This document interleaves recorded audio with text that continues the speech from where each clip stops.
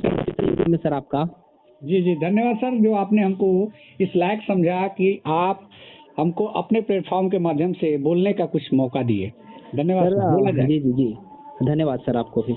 Sir मुख्य रूप से आज हम लोग सर बातचीत करने वाले हैं तमाम ऐसे पहलू जो 7वीं चरण शिक्षक बहाली का बिहार में जो परिस्थिति सर बना हुआ है और माननीय मुख्यमंत्री जी के द्वारा जो समाधान यात्रा निकाला जा रहा है इसके ऊपर बात करेंगे। उसके अलावा सर एसटीटी का जो नोटिफिकेशन आ गया है 2023 वाला कॉमर्स के ऊपर, साइंस और आर्ट्स को लेकर के बात करेंगे। उसके बाद 7th फेज का जो प्रमुख मुद्दा है सर बिहार का, जो लंबे समय से सीटेट विटेट स्टेट उत्तीर्ण अभ्यर्थी सर जो बहाली को लेकर के इंतजार कर रहे हैं, इसके ऊपर भी सर हम लोग जो है बात कर रहे हैं। बिल्कुल। लेकिन सबसे पहले सर जो है हम लोग बातचीत को आगे बढ़ाने से पहले सबसे प्रमुख सवाल सर यह है कि वर्तमान में जो शिक्षक बहाली का मुद्दा लंबे समय से सर अटका हुआ है, लेकिन लगातार जो है माननीय मुख्यमंत्री जी हो, शिक्षा मंत्री जी हो, इनके माध्यम से अलग अलग दावे, अलग अलग आश्वासन तो दिया जा रहा और वर्तमान समय सर माननीय मुख्यमंत्री जी के माध्यम से जो है प्रत्येक जिला में समाधान यात्रा निकाला जा रहा है। तो यानी सर इस समाधान यात्रा से क्या 7वीं चरण में भाग लेने वाले शिक्षक भर्ती का समाधान हो पाएगा क्या?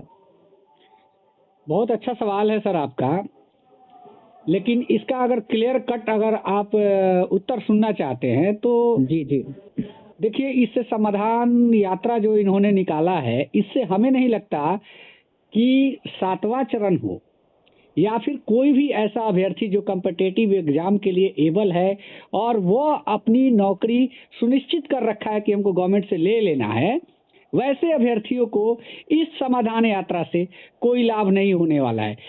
कृष्णा जी, मैं यहाँ तक आपको बता देना चाहता हूँ कि इस समाधान यात्रा से न पब्लिक का समाधान हो रहा है न किसी का।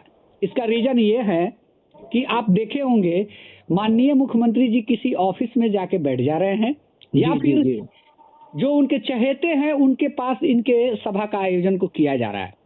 देखिए, आज एग्जाम्पल के तौर पे मैं आपको बता देता हूं कि आज 9 तारीख जैसा कि हमारे गृह जिला सारण में इनका प्रोग्राम था। जी जी जी, और प्रोग्राम का पहले से जो प्रोग्राम स्थल जो सुनिश्चित था वो था छपरा जिला के खैरा में।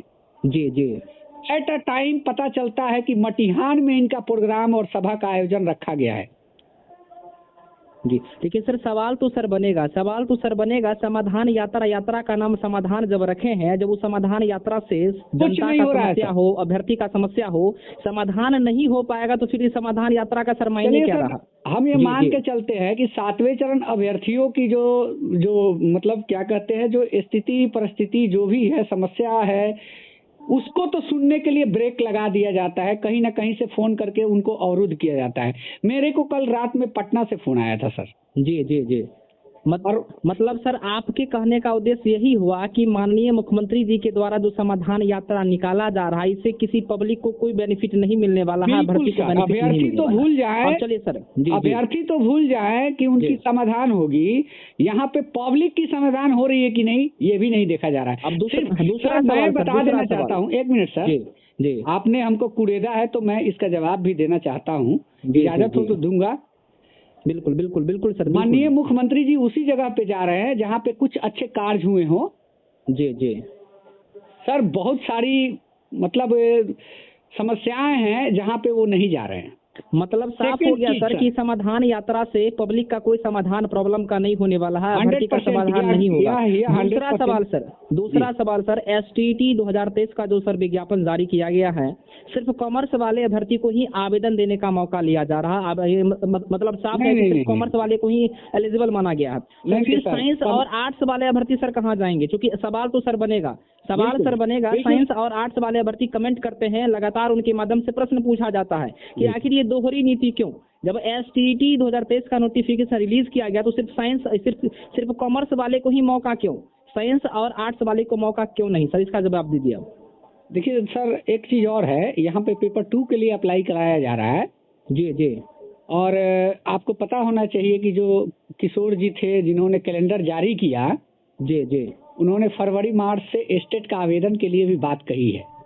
जी जी, तो ये पेपर 2 का आवेदन स्पेशली अलग से हो रहा है और स्टेट जो पूरे सब्जेक्ट की होनी है, जी जी, उसका फरवरी से कैलेंडर ऑलरेडी जारी हो चुका है।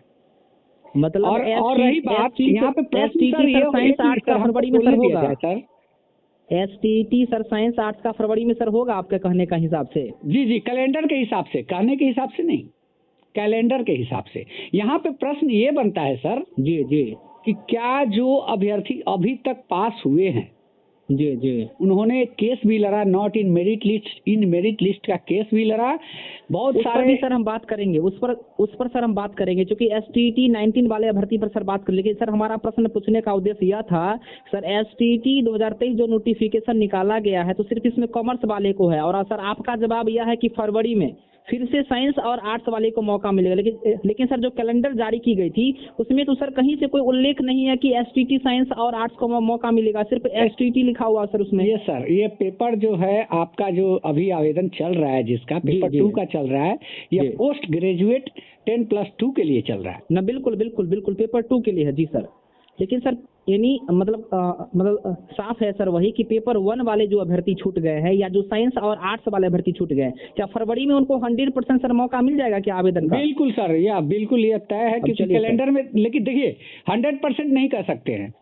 नीतीश कुमार जी के जो माननीय मुख्यमंत्री बिहार के हैं, आदरणीय है, गणमान्य है, अभिभावक तुल्य है, इनके कथनी और करनी में बहुत अंतर है सर।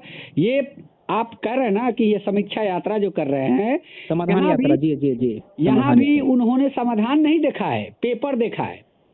समाहरणालय में गए, सभागार में गए, सभी जगह गए, उन्होंने पेपर को देखा, लास्ट में कागज पे देखे हैं सर, धरातल पे ये देखने का काम नहीं कर रहे हैं, मतलब धरातल पर बिल्कुल नहीं दिख रहे। जी जी, अगला सवाल सर यह होगा कि STT 19 में जो सारे अभ्यर्थी उत्तीर्ण है, मेरिट में हो या नॉट इन मेरिट में हो, आखिर सर इन सभी अभ्यर्थियों का कल्याण कब तक हो पाएगा, यानी कब तक इन लोग के लिए आवेदन की प्रक्रिया शुरुआत की जाएगी सर?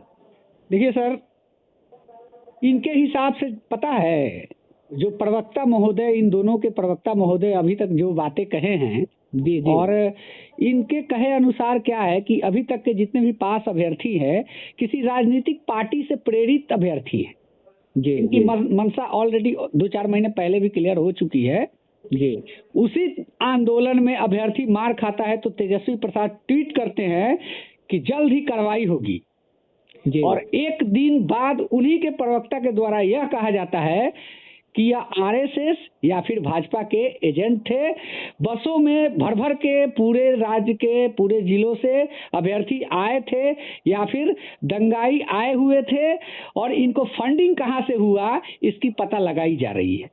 सर जल्द, शीघ्र और तुरंत सुनते सुनते तो 2022 तो सर बीत गया, लेकिन सर 2023 जो शुरुआत हुआ, तो क्या सर लग रहा है कि 1-2 महीने में STT 19 वाले जो अभ्यर्थी हैं, चाहे मेरिट में हो या नॉट इन मेरिट में हो, सर उन लोगों का क्या आवेदन शुरुआत हो सकता है सर? कुछ आशा है क्या? बिल्कुल लंबे समय से इंतजार कर रहे हैं, उनको सर आशा कुछ है क्या? बिल्कुल नहीं सर। अच्छा, अभी आशा बिल्कुल नहीं दिखाई दे रहा। इसलिए सर 2 दिन पहले इनके शिक्षा मंत्री पल्ला झाड़ चुके हैं और कह चुके हैं कि हम तो मात्र एक मंत्री हैं। जी जी, उन्होंने 2 शब्दों में इतनी बड़ी बात कही है कि देखिए, वो शिक्षक को समझाना नहीं पड़ता है, शिक्षक खुद समाज का निर्माण करता है, और देश का निर्माण में सबसे ज्यादा अगर किसी का सहयोग होता है तो एक शिक्षक का होता है। और ये 2 शब्दों की बात उन्होंने, क्योंकि ऑलरेडी वो प्रोफेसर हैं, लेकिन सर इन सभी मंत्री के माध्यम से तो ट्विटर पर देखने को मिलता है, पेपर में देखने को मिलता है, हर जगह, यानी बहाली को लेकर के सर खबर तो देखने को मिलती है, पॉजिटिव चीजें आती है कि बहाली जल्द आ रहा, तुरंत आ रहा, 2.5 लाख होगा, 1,65,000 होगा, 1,80,000 होगी, मतलब तमाम प्रकार के जो यानी माननीय महोदय, मैं आपसे पूछना चाहता हूँ, आप कब पास आउट थे? हम तो सर 19 में है, 19 में, 19 है, 20 है, हम भी 19 में ही सर, दिसंबर में परीक्षा हुई थी, हम भी 19 में ही पास हैं। जी, तो जल्द, शीघ्र, तुरंत, ये शब्द हम लोग कब से सुनते आ रहे हैं सर? ना ये तो सर वही चीजें सर जो है हम भी जानना चाहते हैं, और तमाम अभ्यर्थी भी सर जानना चाहता है कि आखिर जो माननीय मुख्यमंत्री जी हो, माननीय शिक्षा मंत्री जी या तमाम मंत्रीगण हो, इनके माध्यम से शीघ्र, जल्द और तुरंत करते करते 2022 तो बीत गया, लेकिन आखिर ये सर जो है यानी बहाली कब आ पाएगी, कब तक अभ्यर्थी इंतजार करे, ये सर हम ये जानना चाहेंगे। एक प्रकार से सर, अगर हमारी भाषा में अगर आप सुनना चाहते हैं तो मैं सीधी बात आपको यह बता दूं कि इंदिरा गांधी देश की प्रधानमंत्री थी, उस समय एक गृह युद्ध हुआ था, जेपी आंदोलन।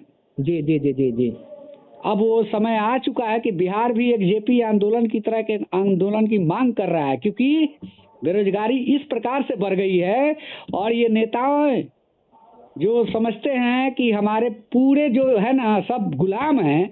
अब अगला सवाल सर, जी जी जी, बिल्कुल बिल्कुल बिल्कुल सर, हम आपकी भावनाओं को सर समझते हैं, आपकी भावनाओं को बिल्कुल हम सर समझते हैं, लेकिन सर एक प्रश्न होगा सर कि जो बिहार में जो वर्तमान में जो भी कैबिनेट की बैठक होती है उसमें सभी विभागों की बहाली को लेकर के स्वीकृति प्रदान किया जाता है, लेकिन सर शिक्षक बहाली का स्वीकृति आखिर क्यों प्रदान नहीं किया जाता है? सर बीते ही कैबिनेट बैठक में आप लोगों ने देखा होगा बिहार पुलिस को भी लेकर के सर बहाली की चर्चाएं की गई थी, स्वास्थ्य विभाग में भी अच्छी खासी बहाली की चर्चाएं की गई थी, यहाँ तक कि अलग अलग भी, यहाँ तक कि गृह विभाग में भी बहाली को लेकर के चर्चाएं की गई थी, लेकिन सर शिक्षक बहाली का चर्चा आखिर कैबिनेट की बैठक में क्यों नहीं होता है?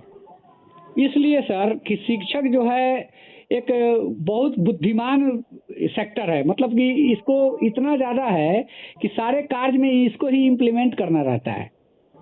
अगर आप इसको बढ़ावा दीजिएगा तो इसका मन चढ़ जाएगा, इसका शोषण कीजिएगा तो इसका मोरालिटी गिरा रहेगा।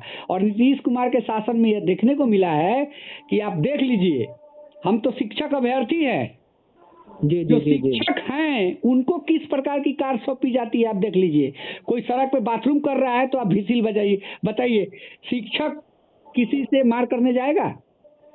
मतलब सर साफ है कि आपका कहने का उद्देश्य यह हुआ कि नीतीश कुमार जी हो या शिक्षा मंत्री जी हो, इनका स्पष्ट कहना है या स्पष्ट मानना है कि बिहार में शिक्षकों की बहाली नहीं होगी। अगर शिक्षकों की बहाली होगी तो लोग एजुकेटेड लोग आएंगे, तो एजुकेटेड लोग अगर विद्यालय में आते हैं समाज का अच्छा खासा निर्माण होगा, समाज आगे बढ़ेगा। तो आने वाले समय में हो सकता है कि उन सारी राजनीतिक पार्टियों को जो झंडा लेने वाले जो युवा होता है, पीछे पीछे चलने वाला शायद ना मिले, हो मतलब जो भी उनको सोचने का रीजन हो, लेकिन सर कहीं न कहीं शिक्षक बहाली का प्रक्रिया शुरुआत नहीं करते हैं, लेकिन अन्य सारी बहालियों में, अन्य सारी विभागों में बहाली देखने को मिल जाता है। अंतिम सर सवाल आपसे सर होगा, अंतिम सवाल सर आपसे है, आखिर 7वीं चरण का 1 to 5 और 6 to 8 की बहाली यानी बीटेट और सीटेट उत्तीर्ण भर्ती का, इसका सर कब तक हो पाएगा? सर बहाली का प्रक्रिया कब तक शुरुआत हो सकता है? ये सर ये लोग देखिए, कथनी करनी में अंतर होता है, 2 चीज मैंने बताया, लेकिन अगर कथनी के हिसाब से करनी करेंगे तो मार्च तक यह बहाली जरूर आपको देखने को मिल जाएगी, मार्च तक। लेकिन सर एक चीज और सर जोड़ना चाहेंगे इसी प्रश्न में सर आपको कि 7th फेज में